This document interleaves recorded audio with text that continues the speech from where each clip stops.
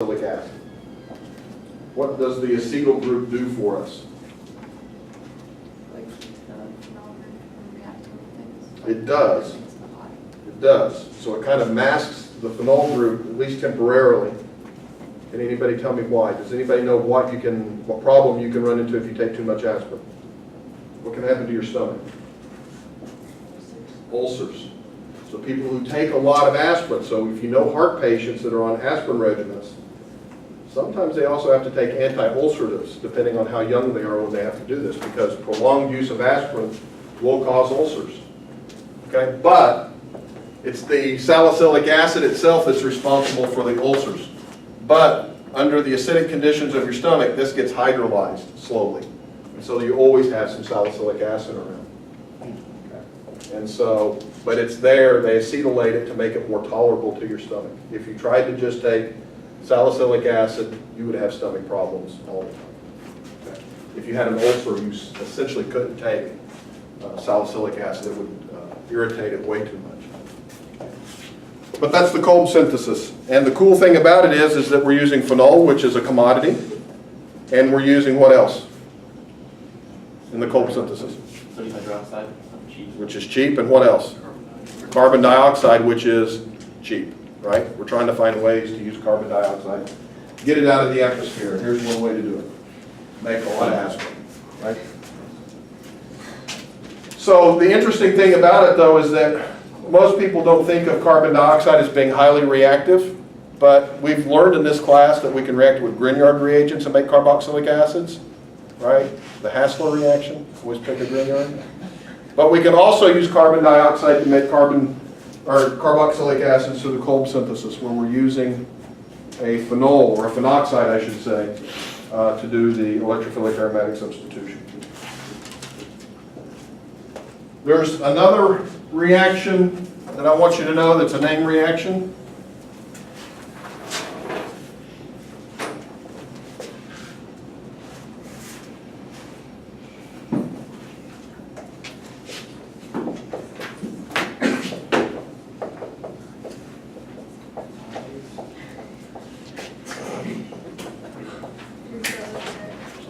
It is not pronounced fries, it's freeze. Huh? First it I was say that caught my interest. I'm sure he does that. That's the most cool reaction ever.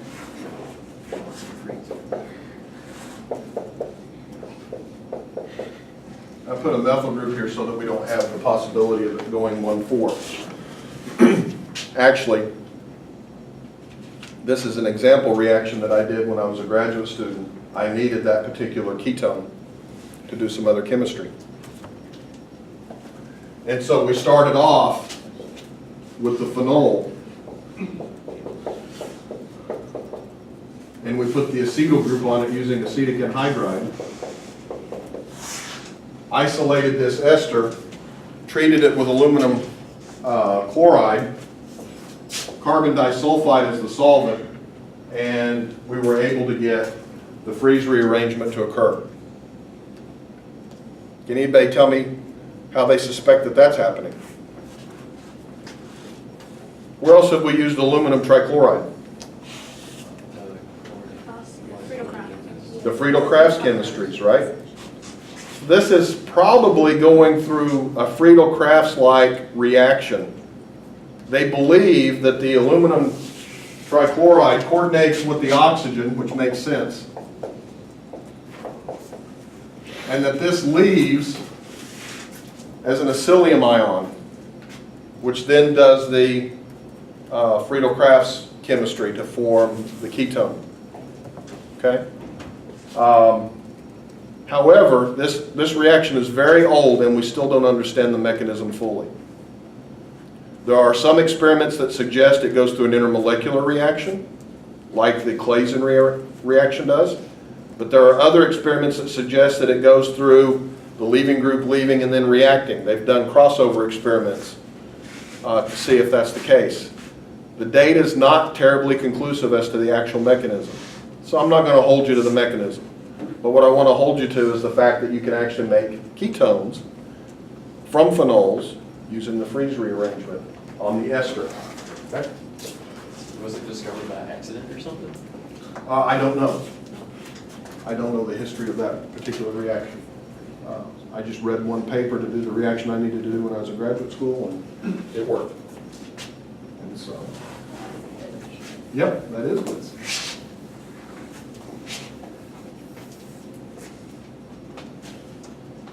Let's do a thought experiment.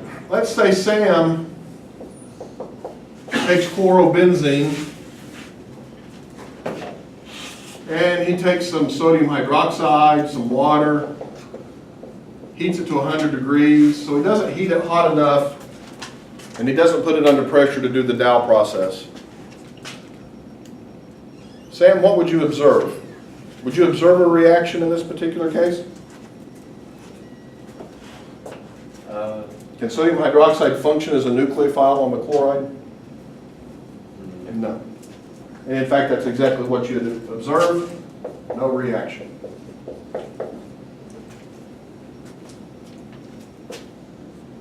Well, Rose comes along and she takes chlorobenzene, but she puts a nitro group on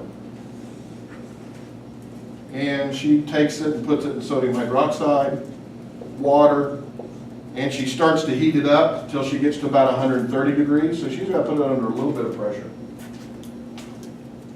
She will notice that a reaction occurs. She will make a phenol. And after work up that phenol, Yeah, thanks for getting me fired. is that. So what did the hydroxide replace? A hydrogen or the chlorine? And how do we know it had to replace the chlorine? Okay, but what if I could have lost the chlorine some other way? How do I know I had to attack the carbon with the chlorine? Somehow. In the starting material, the chlorine and the nitro group are what relationship to each other? And what is the product? Ortho, right? So I haven't changed the relative positions of my two groups. Okay. Notice 130 degrees was required for this to happen. Gabby comes along and she puts another nitro group on. Sodium hydroxide, water. She gets this phenol after workup.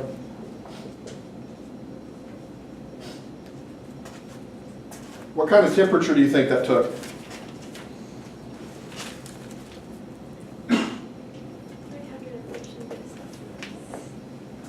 Nope. The previous one took 130. You think it's going to take more temperature or less temperature? She actually finds out that at 100 degrees this reaction occurs very, very well. So less temperature. Chance comes along. He puts on another nitro group and does the experiment.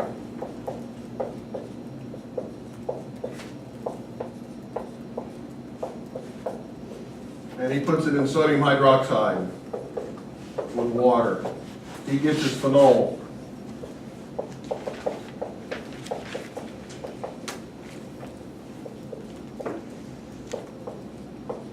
What temperature do you think it took? Definitely lower than the previous one, right?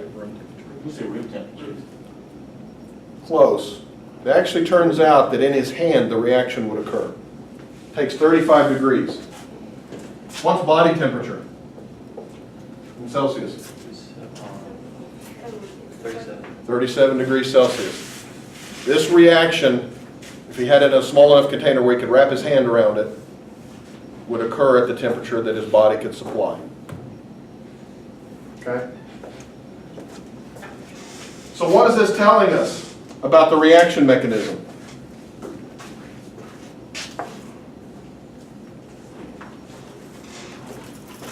What's this tell me, Paige, about the reaction mechanism? What's important?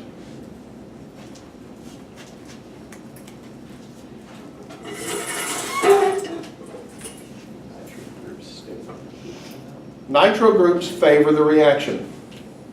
Good statement. What are nitro groups?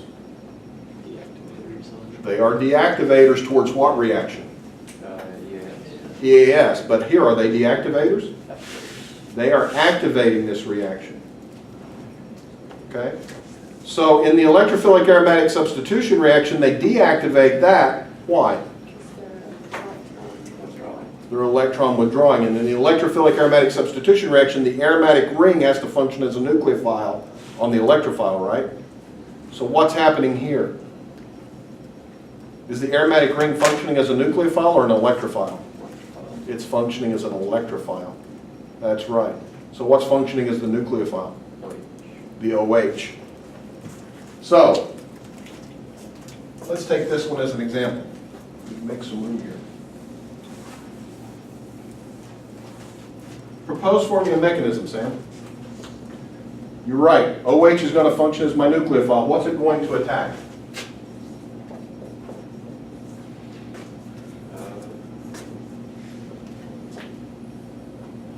Carbon adjacent to the core. I don't know. Adjacent? Or like attached. Attached. Okay, so it's going to attach the carbon bearing the chlorine, right? Okay. Now, how do I push the arrows? Bond to the chlorine will go as a blunder of chlorine. Can I do that? That would be an SN2 mechanism, right? Yes. That would require the hydroxide to come in from the back side of the leaving group. Can that happen here? So what breaks? You're suggesting that the hydroxide comes in, forms a sigma bond, and breaks a stronger sigma bond. But what can I break easier? The pi bond, right? And so I can actually break the pi bond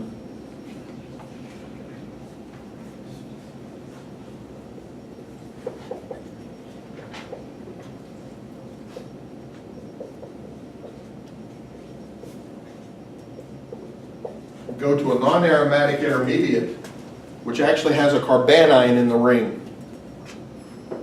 Why is that a good thing with those nitro groups now? Is there electron withdrawing? They're electron withdrawing, so what do they do to the carbanion? Stabilizing. They stabilize it. That's exactly right. So no matter where I draw the resonance structure for that carbanion, there's a nitro group in this particular one that's there to stabilize it. Right? Now what happens to get to the product?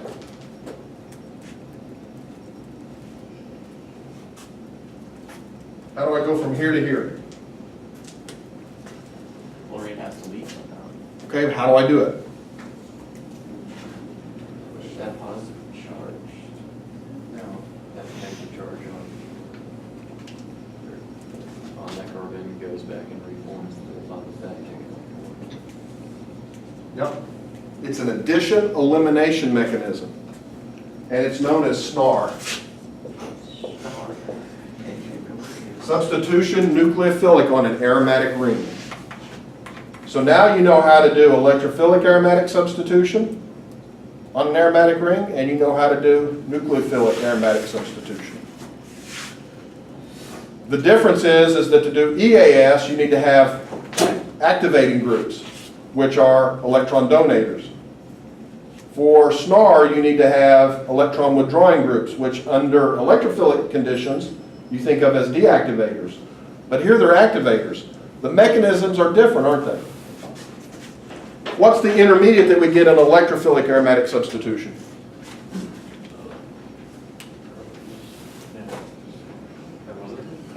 It is a carbocation intermediate. It's a resonance stabilized carbocation intermediate.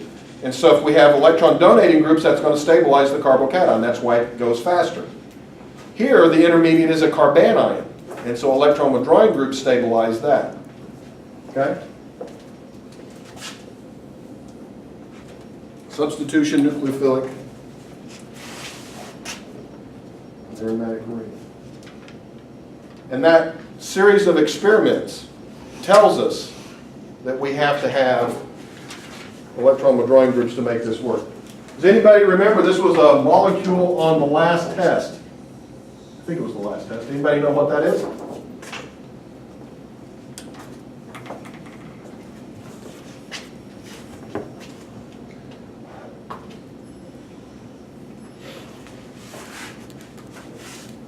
I told you made it in the last test by the nitration of phenol.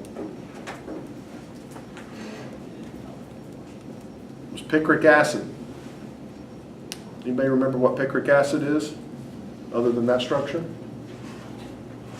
If it's dry, it's actually quite explosive. In fact, I've seen before the aftermath. I didn't actually experience it, thank goodness, but I have seen the aftermath of where somebody had a bottle of picric acid and it crystallized on the inside of the lid.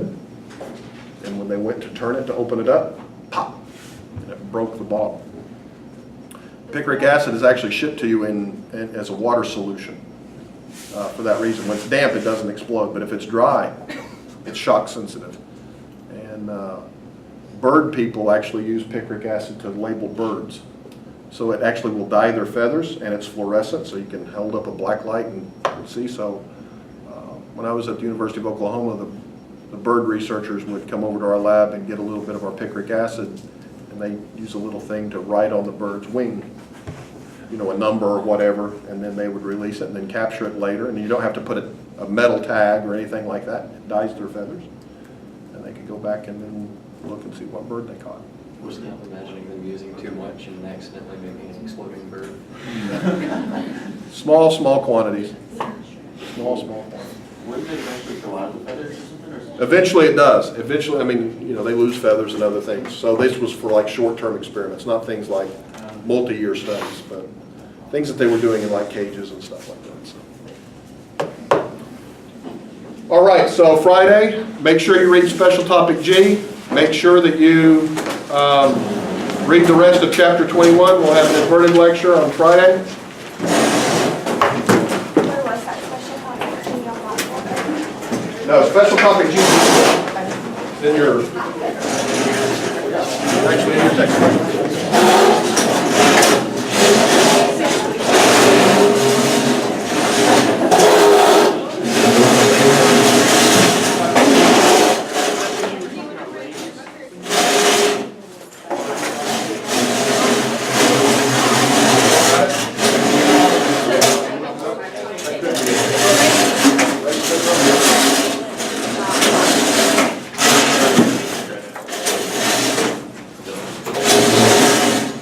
Hey, do you want me to do something?